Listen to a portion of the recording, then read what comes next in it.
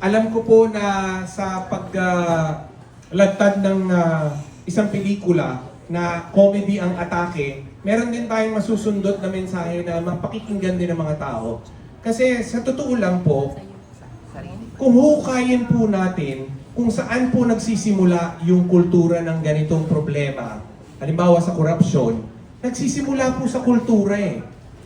Hindi lang po sa mga public servants natin at sa government officials. Napapansin po ninyo, kapag halimbawa meron po tayong mga organisasyon, meron po tayong mga homeowners association, pasintabi na lang po doon sa mga ano, pero may mga asosasyon, kalimitan po talaga yung mga taong namumuno ay gusto pong magtagal sa posisyon at hindi na umalis sa posisyon. Na ibauna po natin sa kultura natin yung protraction na iyon. Na napapansin po namin, bunsod po nung pagkakaroon po ng ganong klaseng kultura, unti-unting nagde-develop, doon nagfe-fester yung mga ganong klaseng problema hanggang sa mag-metastasize na siya o lumaki na mismo yung problema. So, sa pagtalakay namin ng tema na ito, sa paraan ng komedya, maaring masundot namin sa mga masang Pilipino din na kausap namin na kailangan matuto na tayong tumingin din sa kultura natin. Hindi naihihiwalay yung paglilinis ng ating bahay at silid sa paglilinis ng ating bayan. So kung gusto nating linisin ang ating bayan, kailangan munang magsimula sa sarili nating pamamahay. So ayusin natin ang ating mga bahay. Kasi sa kultura ng Japan, pasensya na po kayo. Dahil Nihonga daisuki. Daisuki. Tottemo daisuki. Nakikita po namin sa kultura ng mga Hapon, sa murang edad pa lang po, bata pa lang po sila, ang una pong tinuturo sa kanila ay magandang asal. Kaya po pag tumanda po sila, hindi nila matanggal sa sistema nila dahil tinuro sa kanila nung bata pa sila. Nagkakaroon po sila ng grado para sa mabuting asal. Pagkatapos po kapag nagbe-break po sila ng recess, kailangan po nilang maglinis ng kwarto ng silid-aralan. Kailangan nilang magsipilyo at maglinis ng silid-aralan. Kung kaya't, yung bata pa lang, kapag nagtapon sila sa loob ng silid-aralan, alam nila na sila rin ang pupulot nun. Kaya hindi nila ginagawa yun. Kaya para sa akin, hindi na masisimulan yun sa kabataan, kaya napaka-importante din po ng edukasyon.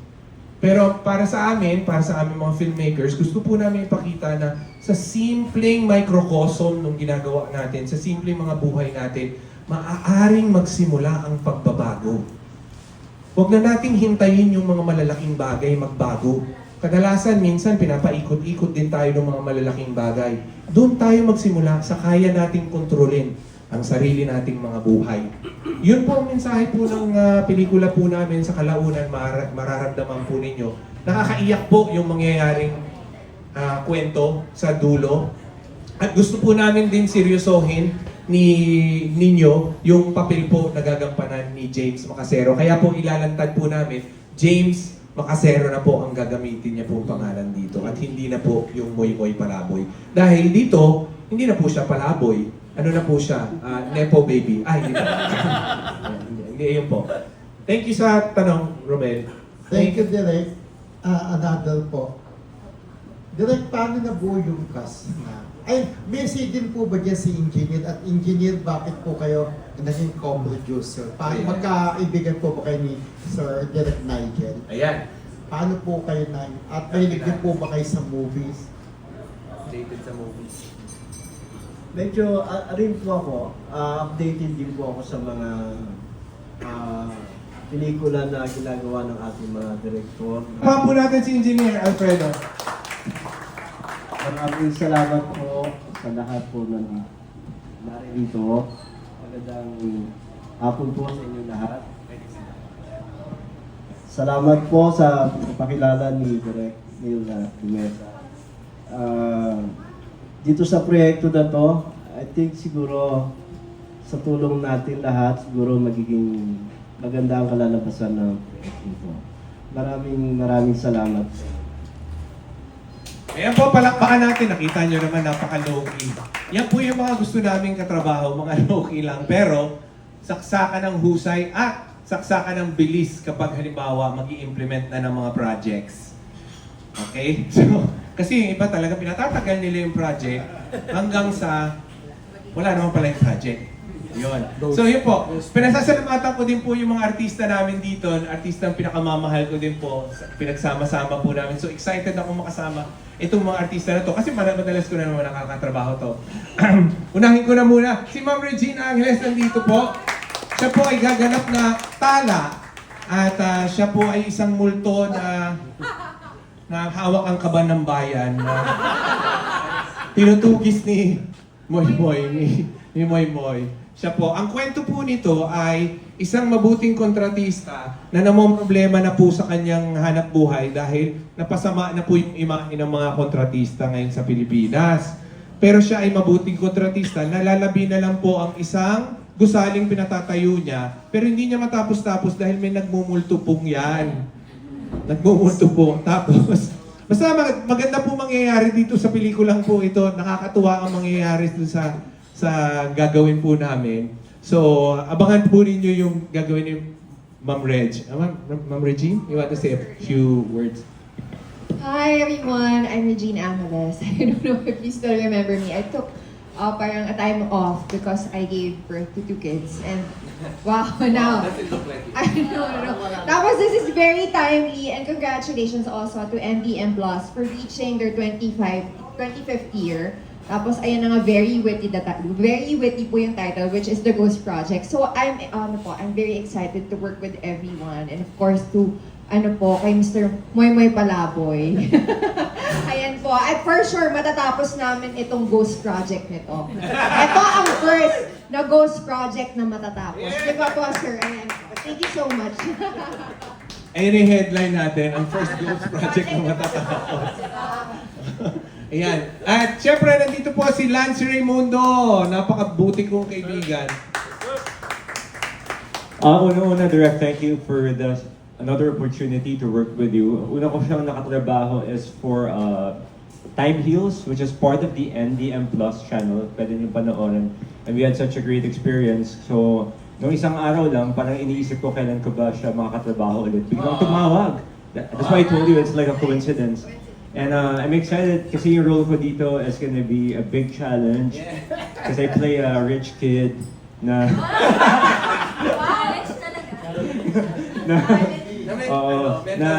with mental health problem and dinis-own ng magulang. Pero siya yung makakasama ko palagi sa pelikula. So excited ako kasi sa totoong buhay, kabarkada naman niya yung isang kapatid ko na si DJ Buda.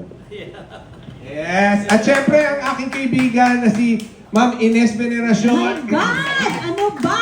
Hirap na sundan, ha? Anyway, hello po. Good afternoon po sa inyong lahat. Ayan na, nag-English ako. Good afternoon, everyone. Welcome to my show. Charles!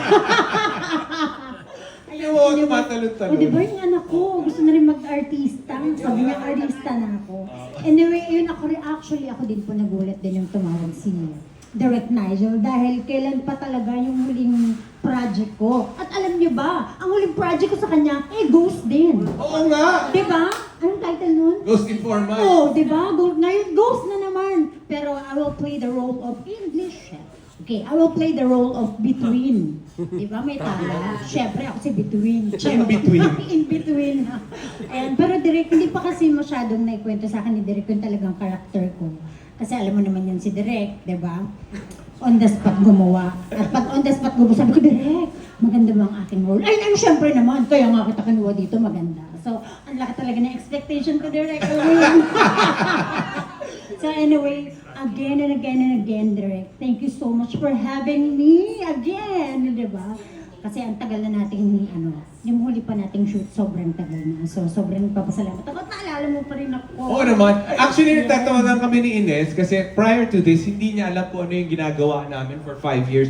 Because we made the platform for 5 years non-stop and we kept it under wraps. Hindi alam ng mga tao na nagpumopondo kami ng mga material. Tapos tumatawag ako prior to the launch, sinasabi ko, huwag kang mag-alala, 2026 raratsada tayo. So, hindi niya alam, ano yun? Okay, sige. So, ito na yun simula, di ba? Buwelo pa lang. Boom! Ang ganda ng pasok ng 2026! NDM Studios, NDM Plus, alam niyo na. O, di ba? Ay, wait, kasama daw siya para first press ko niya. Yes, ay alam mo na, ito si Direk ang talagang Sama ka dito? unang-unang magbibigay sa'yo ng project.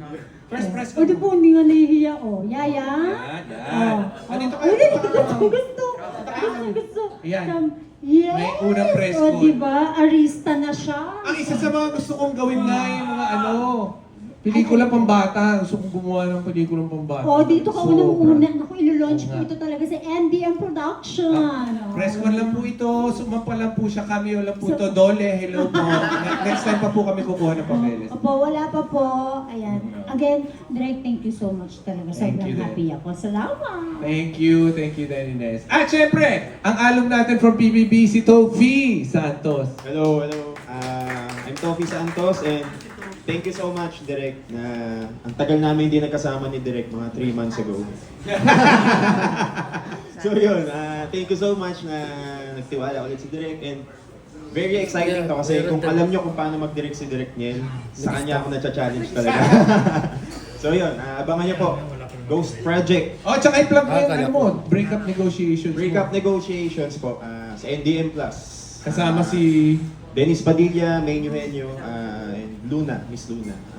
Download na kayo, subscribe na kayo, NDM Plus.